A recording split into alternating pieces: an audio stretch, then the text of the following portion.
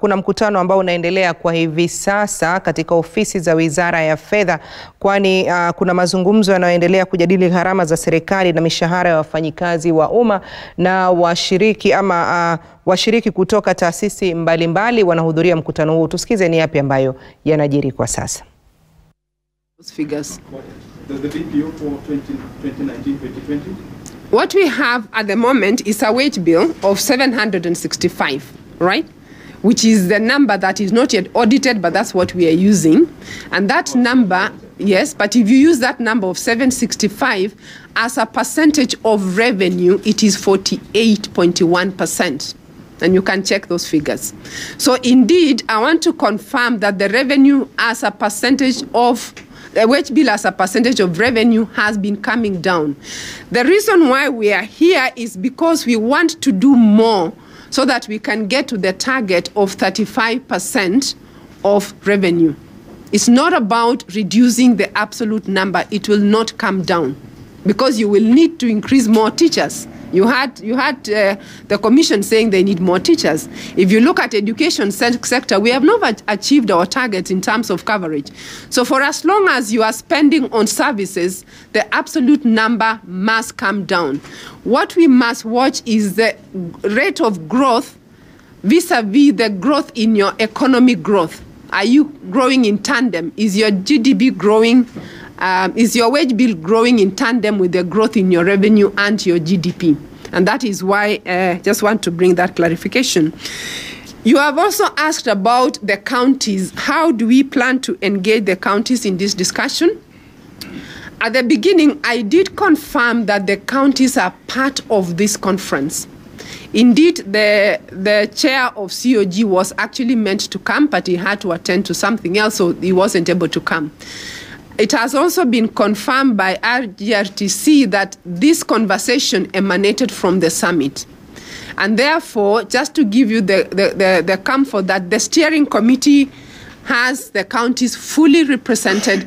All the papers that I talked about that we are looking at the wage bill conference, the counties have been fully involved. They've been part of developing those technical papers.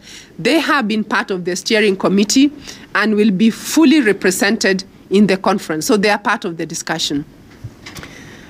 You have asked about the retirement age and relating that to the issues of pension and the issue about austerity measures. And because Treasury is represented here, I think let me ask Mwenda to respond on both of them, because retirement and pension is related. We need an extra chair here. Can be moving. Just make extra chairs. Yeah.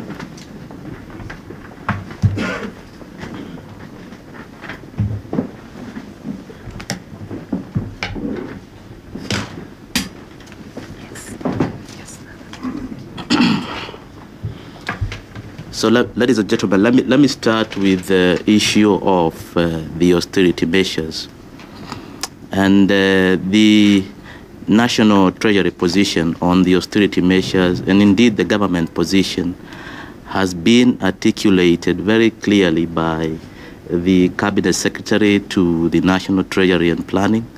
There is every intention to follow through with those austerity measures because we have no choice, and it's the best thing to do for this country to contain our spending levels within the fiscal aggregates that will not cause any disruptions.